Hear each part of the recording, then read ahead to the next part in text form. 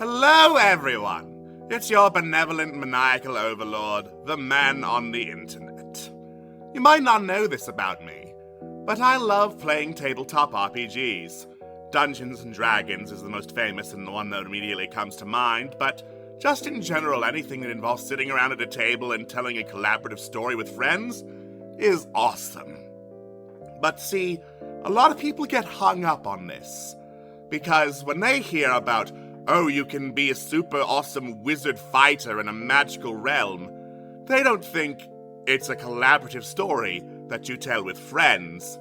They think, oh, this is going to be like Skyrim or something, where I can break the game over my knee and everyone will recognize how cool I am. And if you ever play with someone who wants you to recognize how cool they are, in favor of, I don't know, working with the group and telling an awesome story together, that's how you know you've got a problem on your hands. And today I'm going to narrate for you a story about one of these problems. The story in question is called Another Player Rolls to Determine My Alignment and Backstory, and begs DM for a magic item to kill me with, by Ultimate Chaos 233. Hey everyone. This happened somewhat recently, but was difficult for me to deal with, so wanted to sit with it before posting about it, even if some of the details are now fuzzy. This is also an active campaign, and while the problem player infuriated me to no end, I think they had a lot of issues they needed to work through, and I bear them no ill will. So please don't call them out or harass them or anything if you know them. I just needed to get this off my chest. This campaign had a large number of players to start, but the most noteworthy ones in this story are myself, Dave, and the DM. I've DM'd more games than I've played, so when an interesting-looking 5e campaign in a homebrew world came up from a newer DM on Discord, I hopped at the chance to join. We had a good amount of time to socialize and work on our characters before our first game.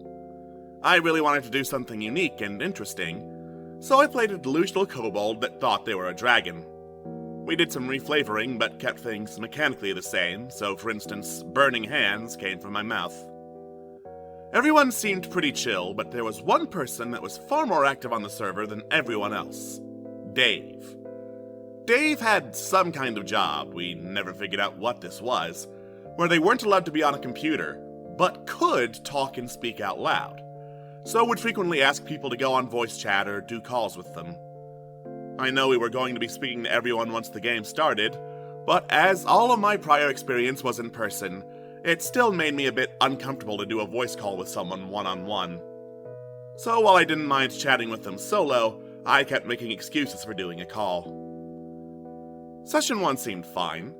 They did things that kept drawing attention to their character and would push the DM to allow them to do certain things in their background or backstory that didn't make sense in the DM's homebrew setting. Nothing too major, but stuff like, it says I can sleep at the guard post in the city as part of my background. I'm a guard in this city, and I can sleep there and bring some other people, right? There's not really any organized military or martial presence in this small town. But it says right here in my background that I can do it. And that sort of repeated until the DM relented. This was the start of a pattern. So after the first session, they messaged me saying, hey, I have this great magic item I will be giving myself before the next session. I was a little confused because they were messaging me instead of the DM, but I figured they were just trying to brainstorm before approaching them. Holy cow, Batman! The description of what this magic item could do was 2 whole pages. I crunched some numbers and quickly realized that this magic item was not only capable of keeping the whole party consistently healed, it could one-shot a Tarrasque. I was a bit flabbergasted and pointed out that this was capable of killing, as a bonus action, the highest published CR monster in the game. And they responded with, yeah, I know. That was one of the things I wanted to do when I built it. Some brief background on the DM's world and campaign. This was a very low magic setting, and we all started at level 3. In terms of magic items, we've so far come across cantrip spell scrolls, a coin of delving, and a cloak of billowing. Still, I figured maybe they were just unfamiliar or awkward, and they were so eager I tried to help them. I thought about what they wanted to do conceptually with their item, and created something that had some level-based scaling and was fairly effective, but far more balanced and in line with what someone might have at level 3 in a campaign, and figured with DM approval and maybe some sort of quest, it could be acquirable. I told them that their idea was pretty overpowered, especially for level 3, and suggested the more balanced item to them. The description only took 1 paragraph. They responded the item was totally useless, and I didn't hear about them until the next session. This is where things went totally off the hook. Since the DM allowed him to be a guard and bunk with a couple of other party members there, he used this as a quest hook. The head of the guards gave him a quest, and he went to wake up the other party members who stayed with them. Half of us had stayed behind at an inn. The group wanted to do some downtime or shopping and socializing this session, so they were off to the market. The DM asked them, "Are you going straight there, or going to the inn first to get the rest of your party?" "No, we're going straight there." "Are you sure? The rest of the party is still there." "Yes, we're going to the market." They bought a Gust spell scroll, but didn't realize that as a fighter, they weren't able to use it. He went to a blacksmith and asked them to make a set of tonfa.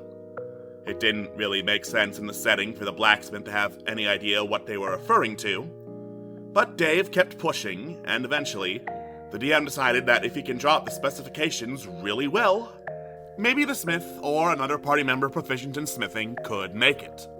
But that would be a difficult roll and would have to succeed on multiple checks. He eventually goes back to the tavern and draws up multiple specs with a string of 17 and over rolls. He then engages in persuasion rolls, another string of 17 and over rolls, to convince other party members to buy those specs and his cantrip spell, and changes the prices every time.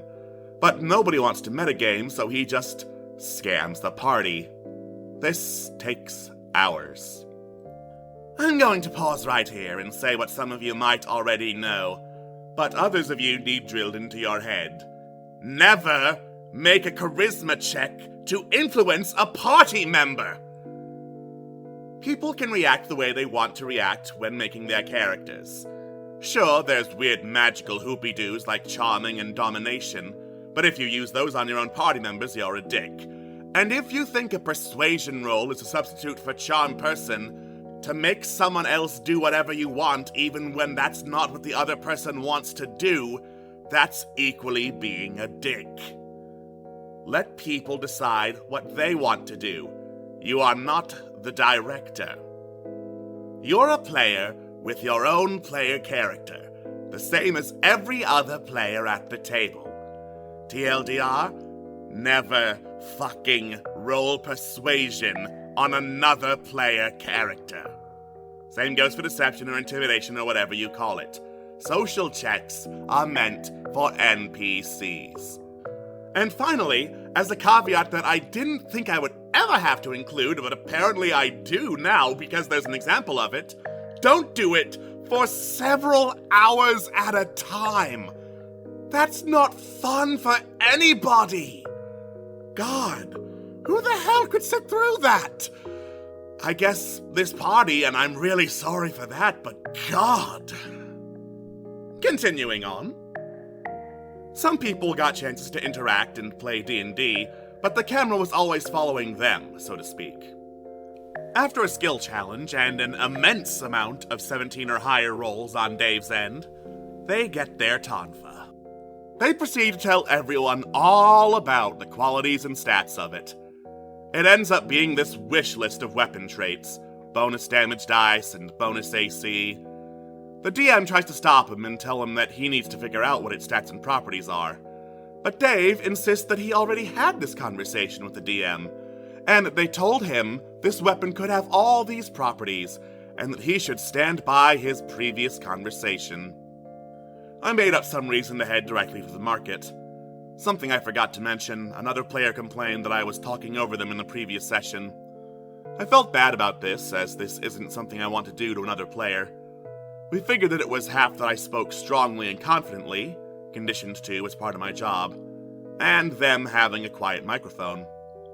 So I tried to be more careful about using my meeting voice, and I turned everyone else's volume down and turned theirs to the max, and it seemed resolved. The reason I mentioned this is because I still felt bad, so I wanted to give gifts to all of the other party members. I had spent most of the week planning this out, so I needed to get to the market before the end of the session. We essentially just had starting golden equipment, so I had to get creative to make meaningful gifts for the rest of the party, and it took up most of my starting equipment and all my starting gold. As Dave heard me doing this, Dave decided to say, "Hey everyone, let's plan out how our party will handle finances. Let's leave out OP because they're selfish and greedy." They proceeded to plan and vote on how to handle finances. Then proceeded with, "Also, I have this quest. Let's discuss it and plan out how to proceed with it now before OP gets back." I was pretty livid at this point. I had essentially sat out all session due to his decisions, and deliberately was excluded from roleplay moments, campaign decisions, etc. I realized that my character also had every reason to be pissed with the information they had available. So as I returned and Dave announced the decisions the party had already made, I challenged them on their behavior over the day. They responded with, "Well, you're a greedy dragon, so I know you're bad with money. I don't even need to guess. I just know that you spent all of your money at the market. That proves I'm right. In fact, on the next quest, I can just tell the quest giver that you didn't participate and just keep your reward." Then things got weird. I tried to just ignore him and went around to the rest of my party bestowing my gifts to them. They were mostly silly things. A kobold's best attempt to make a scented candle, some tinkerer's tools for the warforged, a chess set for the scholar, etc. Dave interrupted pretty frequently for rolls to determine if I was good or evil. It didn't make much sense to me at the time, but now I'm fairly certain they were trying to justify attacking me by proving I'm the opposite alignment of whatever they were. They kept persuading the DM until they finally let them do a series of rolls for it, and lo and behold, more 17 and higher rolls, culminating in a 19. The DM decided he succeeded, and asked me to tell him about my backstory and alignment. Here's the thing, I didn't really flesh out their whole backstory yet. I figured I could develop it as the character develops through play. I tried to share what I had come up with so far, but kept being pressed for more, before I put my foot down and said, "Look, I don't care how well you rolled, you can't read my backstory and my character's inner thoughts with a skill check." DM finally agreed with me, and we ended the session. They took off, but some of us stayed on the call to chat. Then Dave says, "You should never have tried to stand up to my character. Kobolds are cowardly. You're not playing your character correctly." I glanced at my character sheet and pointed out that I had the kobold legacy trait Defiance, which gave me an advantage against being frightened, so I don't think I needed to play them cowardly. Then they dropped their next line. "You know, I could kill your character anytime I wanted. You wouldn't be able to do anything to stop me." This wasn't one-on-one or anything either. This was in front of other party members. I laugh it off, but I'm a little uncomfortable. He wasn't very knowledgeable about the game, and I was pretty confident in my tactics and character build, so I wasn't too worried if they just attacked me out of the blue. But they always rolled exceptionally high, and they could go after my character in their sleep. I was getting worked up, so made an excuse and logged off. As the week progressed, it looked more and more likely that they were going to get an OP magic item, and I kind of lost it. I went on a bit of a rant and told both him and the DM I really think it's bad to give him this item because it's very powerful, and he has already threatened to kill my character. I realized something at the same time that I suspect is a surprise to 0 of you out there. He rolled physical dice. It's not something I'd even considered, but suddenly I was incredibly suspicious of him not rolling below a 17 that session. I started mentally planning contingencies of what preparations I'll be making to protect myself, and messaging the DM in order for Dave not to metagame around them. At this point, I had a reality check. What was I even doing? This wasn't fun anymore. I had decided I would probably quit, but also went back and just wrote a heartfelt message about what I felt was antagonistic from him, how it made me feel as a player, and potential steps we could take towards a resolution. Then I muted the server for 24 hours and tried to mentally prepare myself for telling them that I was no longer interested in continuing. I return, and I am shocked and surprised. A lot had transpired in those 24 hours. I'd gotten a couple of messages of support from the DM and some other party members. Other party members had started sharing their own grievances regarding Dave and how uncomfortable they were feeling. Dave did not respond well to any of this, and blamed everyone except for himself. My favorite justification he made, that nobody else seemed to buy, is that he already messaged me and that I was alright with everything. Well, no. Things were getting heated and several people were really upset, and the DM decided to just pull the trigger and kick him. His character became an NPC, and was later discovered dead in a ditch in a following session. So, that's my horror story. Thanks for reading it through to the end. Some of the problems and issues other party members had with Dave were pretty shocking, and warrant a separate story all on their own. But this has gone on long enough, and I'll leave it up to them to tell their stories if they choose to. First off, I want to say OP did the right thing here. Too many times toxic behavior is not called out and it's allowed to fester and get worse and worse and worse until it explodes like the bomb I have set up under everyone's house, just for funsies. If toxic behavior really is that toxic, it's not just you. Being the first one to talk about it is scary, but it can help a lot, because it means other people can get the courage to also come forward with their stories. In this case, about how much of a fucking dick Dave is. I don't care how many issues he has, you just don't do that shit to people. The sheer audacity to think that you can get away with shutting people out of a role-playing session where they can play their characters, or even trying to shut people out of role-playing for the rest of the campaign because, oh, they made a decision I don't agree with. All because you want essentially a stick with a handle on it that you claim can kill God if you wiggle it funny.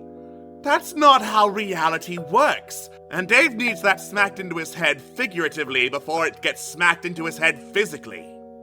And that style of arguing, oh my god, just saying, no, actually, this happened and it's okay even though we have proof that it did not happen? So utterly moronic. No wonder people felt so drained that before they spoke up about it, they acquiesced just so he'd shut the fuck up. At the end of the day, arguing with Dave is like arguing with a 2-year-old.